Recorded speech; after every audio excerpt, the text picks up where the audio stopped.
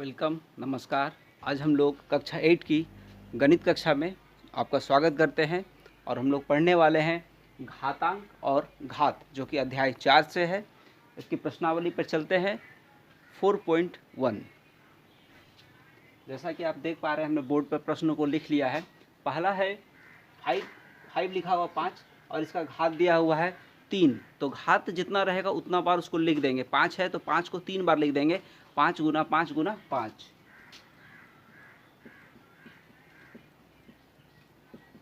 और इसको आपस में गुना करके लिख देंगे तो ये मेरा मान निकल जाएगा। 5 का पहाड़ा 5 बार पढ़ेंगे।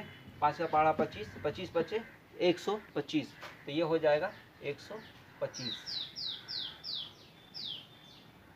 उसी प्रकार -7 है। -7 का भी घात दिया हुआ है 3, तो हम लोग -7 को भी 3 बार लिखेंगे। -7 गुना -7 गुना -7 और आपस में गुना कर देंगे। 7 सत्ते 49, 49 सत्ते 343, तो 343 हो जाएगा। और माइनस है, माइनस का हम लोग यहाँ 3 बार गुना करें। माइनस माइनस माइनस 3 बार है, तो जब भी माइनस हो इस संख्या के साथ और यदि उसका विषम संख्या में इसका घात हो, विषम जैसे कि 3 एक विषम संख्या है, विषम संख्या में घात हो तो माइनस भी हो जाएगा। ऐसा क्यों हो रहा है? तो हम देख रहे हैं माइनस और माइनस प्लस हो जाता है, फिर जब ये गुना होगा प्लस और माइनस जब गुना होगा तो आखिरकार उसका माइनस आ जाता है। इसलिए जब भी आप घात देख लीजिए, अगर 2 है या 3 है, जो भी घात रहेगा, यदि सम संख्या में घात हो तो प्लस होता है, यदि विषम संख्या में घात रहे तो उसका माइनस में आंसर आएगा।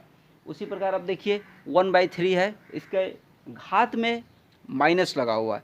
जब घात में माइनस हो तो हमने देखा है कि घात में जब माइनस रहता है तो उसको प्लस करने के लिए हम लोग क्या करते हैं? सबसे पहले हम लोग उसको बटे में ले जाएंगे, मतलब ऊपर अगर है तो नीचे और नीचे है तो ऊपर कर सकते हैं, तो उसका माइनस समाप्त वहाँ हो जाता है। तो इसको हम लोग इसी प्रकार से 1/3 है तो इसका व्युत्क्रम कर लेंगे। व्युत्क्रम करने से इसके घात का माइनस वहाँ समाप्त हो जाता है।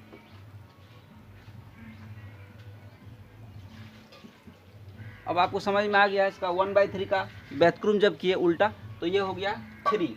अब 3 का घात हो जाएगा -4 के बदले हो गया अब +4 यानी कि 4। अब यानी कि 3 मेरा 4 बार है, 3 गुना 3 गुना 3 गुना 3। अब आपस में हम लोग गुना करके लिख देंगे। 3 तिया 9, इधर भी गुना कर लीजिए। 3 तिया 9, 9 9 81, यहाँ भी 9 यहाँ भी 9, 9 9 81, तो मेरा आंसर हो जा रहा है 81। इसी प्रकार से अगले प्रश्न की ओर बढ़ते हैं। प्रश्न संख्या 2, तो हम लोग प्रश्नावली 4.1 का प्रश्न संख्या 2 में चलते हैं। निम्नलिखित को सरल करके उत्तर को धनात्मक घातांक के रूप में व्यक्त करना है। उसका जो उत्तर होगा उसको घातांक के रूप में ही रखना है, मगर धनात्मक घातांक होना चाहिए। जैसा कि हम प्रश्न में देख पा रहे हैं, 2 का पहला मेरा प्रश्न है, 3 का घात है -4 इंटू 3 का माइनस घात, तो इसको घातांक के रूप में ही रहने देना है। मगर करना क्या है, ये देखिए ये ऋणात्मक है, माइनस है, दोनों जगह माइनस है, तो उसको प्लस करना है, यानी कि धनात्मक करना है। तो प्लस करने के लिए क्या करना पड़ता है, इसको हम लोग जानते हैं, इस फार्मूला का हम लोग इस्तेमाल करेंगे।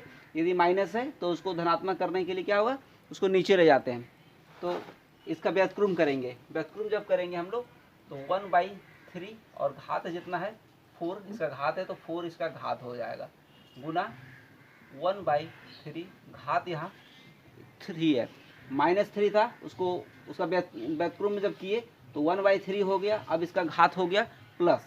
अब हम लोग जानते हैं कि जब कोई चीज़ गुना में रहता हो और इसका आधार सेम हो तब इसका जो घात होगा आपस में दोनों घात को हम लोग जोड़ देते हैं, यानी कि हम लोग इसको कुछ जोड़ देंगे। 1/3, 4 + 3 घात जुड़ जाएगा 1/3 का पावर 7।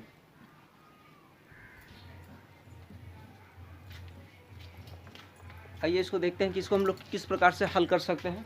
तो इसको भी हम लोग पहले जो ब्रैकेट के अंदर है उसके साथ जो होना चाहिए, जो करना है यहाँ पे, वो हम देख लेते हैं क्या करना है हमको। तो यहाँ बीच में भाग का चिन्ह जब दिया हुआ हो तो ऊपर में जो घात होता है वो आपस में इसका घट जाता है, यानी कि इस प्रकार से हम लोग लिखेंगे। 2 का घात है -7 और माइनस करना हमको, घटाना है -8 को, फिर बाकी जो है उसको उसी प्रकार से अभी लिखेंगे। और हम लोग इसको देख पा रहे हैं कि -2 का यहाँ 7 है, माइनस माइनस जब गुना होगा तो +8 हो जा रहा है, उसके बाद इधर 2 का पावर -2 है। यहाँ पे हम लोग 2 का पावर हो जाएगा 1 यानी कि पावर देने की आवश्यकता वैसे नहीं होती है, मगर समझने के लिए यहाँ हमने 1 लिखा और पहले से 2 का पावर है -2। अब इसको हम लोग ऊपर कर लेते हैं क्योंकि ये नीचे दिख नहीं रहा होगा, इसलिए हम लोग इसको यहाँ कर लेंगे। 2 × 1 का पावर हो जाएगा 2। इसका मतलब हुआ कि यहाँ 2 बार है, तो 2 यहाँ 2 है, नीचे यहाँ 2 1 है, यहाँ कितना था 1 है, तो इसको आपस में कट जाएगा।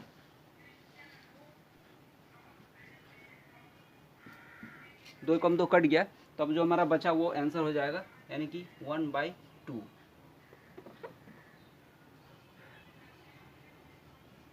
इस प्रकार से हमें प्राप्त होता है 1/2 इसका आंसर। 2 नंबर के प्रश्न 3 में हम लोग चलते हैं। यहाँ पे हम देख रहे हैं कि 5 का पावर -4 है, तो माइनस को हम लोग प्लस कर सकते हैं, धनात्मक कर सकते हैं यहाँ पे, या अभी माइनस का पावर पहले लिखते हैं हम लोग 4 × इसको अलग अलग कर लेते हैं। पहले 2 का पावर -4 और 5 का भी पावर -4 ब्रैकेट में था, दोनों को अलग अलग कर लिए। अब ये दोनों आपस में देख रहे हैं कि सेम है, तो आपस में कट जाएगी, तो ये दोनों को हम लोग कटा लेंगे यहीं पे। अब जो बच गया वो मेरा -4 बच गया, तो ये माइनस में अभी ऋणात्मक में, इसको हम लोग धनात्मक में चेंज कर देंगे। धनात्मक में चेंज करने के लिए हमको क्या करना होगा, इसको 2 का व्युत्क्रम लिखना होगा, 1/2 करना होगा। अब ये 2 का पावर यहाँ पे 4 हो गया। प्रश्न 4, 1/3 का पावर 2 है और घेर करके 2 है। इस सवाल को बनाने के लिए हम लोग देखते हैं कि इसमें कहीं भी माइनस यानी कि ऋणात्मक नहीं है, पहले से ही धनात्मक में है, तो इसको हम लोग सिर्फ गुना कर देंगे। 1 का हो जा रहा है पावर 2 और 3 का पावर पहले से 2 है और इधर से बाहर से और 2 है। अब हम लोग इसको आपस में गुना कर देंगे, तो क्या हो जाएगा, 1/3 का पावर हो जाएगा 4। इसको हम लोग हल करना है, मान ज्ञात करना है हम लोग को। तो मान हम लोग ज्ञात करना, कैसे मान ज्ञात करेंगे देखिए।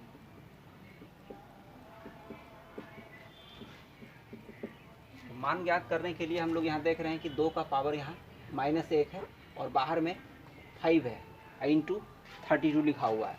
तो इसको सॉल्व करने के लिए हम लोग देख रहे हैं कि 2 का पावर, ये दोनों आपस में गुना होगा तो -5 हो जा रहा है, × 32 को हम लोग लिख सकते हैं 2⁵। इसका अभाज्य गुणनखंड जब निकालिएगा 32 का, तो 2 5 बार आता है, तो 2 का पावर हम लोग 5, इस तरह से हम लोग 32 का निकाल लिए। 2 से 16, फिर 2 से 8, फिर 2 से 4, फिर 2 से 2, 1 2 3 4 5, 2 आया, यानी कि 2 का पावर 5। अब हम लोग इसको लिख सकते हैं इस प्रकार से। इसको हम लोग पहले आपस में देख रहे हैं कि तो कट जा रही है, मगर इस तरह से लिखेंगे, माइनस को धनात्मक में हम लोग ले गए, अब आपस में कट जाएगी। कटने के बाद क्या होगा, यहाँ पे 2 का पावर 5 है, 5 से वहाँ पे 2 का पावर 5 है, तो कट के 1 आंसर हो जाएगा।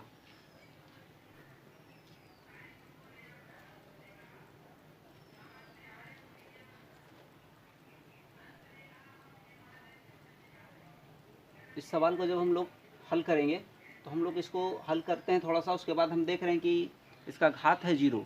जब किसी भी संख्या का, किसी भी संख्या हो, एक संख्या हो, 2 संख्या, ये पूरे पे घात जब भी किसी संख्या का 0 होता है, तो उसका मान होता है, उसका वैल्यू होता है 1 होता है।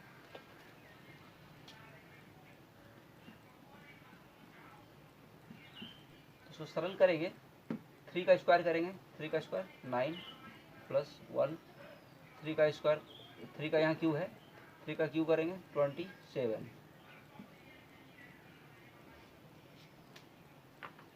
तो जब भी किसी संख्या का ऊपर घात 0 हो, तो उस संख्या का वैल्यू कितना होगा, उस संख्या का वैल्यू 1 होता है। तो इसको हम लोग सॉल्व करेंगे पहले, 27। अब इसको सॉल्व करते हैं, 3 नंबर 9 बार में 27 हो रहा, तो यहाँ 9 + 9 × 27, यानी 3 बार में 3 + 1, और इसका पावर हम लोग लिखेंगे 0। अब ये आपस में हो गया, देखिए कितना, 9 1 है 10, 10 और 3 13, 13/27। इसका घात कितना आ रहा है 0, यानी कि इसका वैल्यू कितना होता है, इसका वैल्यू होता है 1। किसी भी संख्या का जब उसका घात 0 हो, तो उसका मान जो होगा, उसका वैल्यू होगा 1 के बराबर। यही हमारा यहाँ पे आंसर हो जाता है। अगला प्रश्न है 999। घात आप देख रहे हैं, इसका घात 0 है, तो इसको आपको सॉल्व करने की आवश्यकता नहीं है। इसका घात 0 है, यानी कि हम लोग लिख सकते हैं इसका वैल्यू हो जाएगा 1 इसका आंसर हो जाएगा।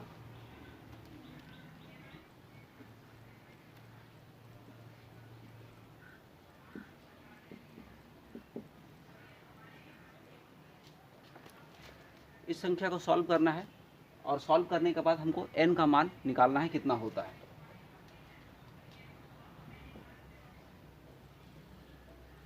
6 का पावर यहाँ n है और भागा में -2 है, तो 6 का पावर n। अब माइनस एक भागा में है, जब भी भागा में डिवाइड में रहता है तो उसका घात हम लोग घटा देते हैं, तो हम लोग घटाएंगे, कितना घटाएंगे, -2 को घटाएंगे, बराबर 6 का घात भी इधर 3 है, तो यहाँ 6 का घात हो जाएगा, माइनस माइनस आपस में जब गुना होगा तो +2 = 6 का पावर 3। जब ऐसा मेरे सवाल में आ जाए, इस तरह का जब सवाल हो जाए, तो देखिए यहाँ 6 है और 6 का घात n+2 है, यहाँ भी 6 का घात 3 है, तो दोनों बराबर के दोनों ओर का जो घात है वो आपस में बराबर हो जाती है, यानी कि n+2 = 3। अब यहाँ से हम n का मान निकाल लेंगे, n बराबर 3 + 2 इधर है, बराबर को उधर जाएगा तो -2 और घट के n बराबर आ जाएगा 1 आंसर। 3/2 और घात -3 को किस संख्या से भागा दिया जाए, किस संख्या से भागा दिया जाए। मान लिया x से भागा देते हैं तो भागफल प्राप्त हो रहा है 4/9। तो हमें यहाँ x का मान निकालना पड़ेगा कि x क्या होगा, किस संख्या से भाग दे रहे हैं। तो चलिए इसको हल करते हैं।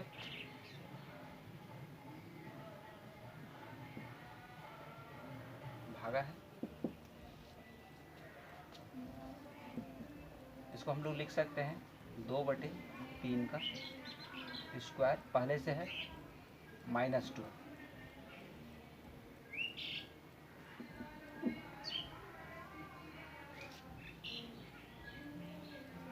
(3/2)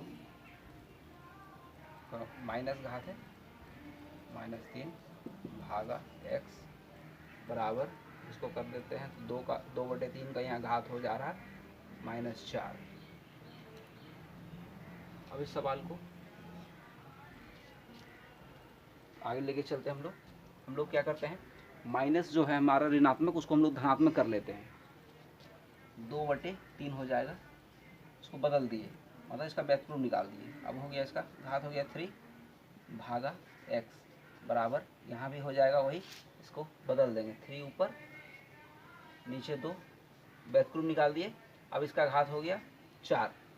अब आप देख रहे हैं कि हमको x निकालना है, तो x को हम लोग क्या करते हैं, इसको हम लोग उधर ले जाते हैं, इसको ऐसा करते हैं, हम लोग भाग को गुना में चेंज कर लेते हैं। यहाँ से 2/3 गुना 1/x बराबर 3/2 का घात हो जा रहा है 4।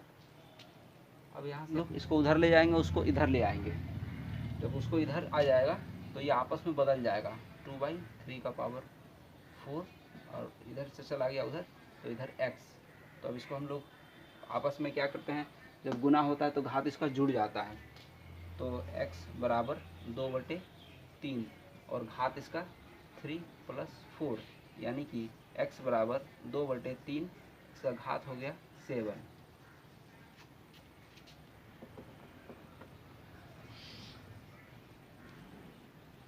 इस प्रकार से हमारा ये सॉल्व हो गया, x का मान यहाँ निकल गया।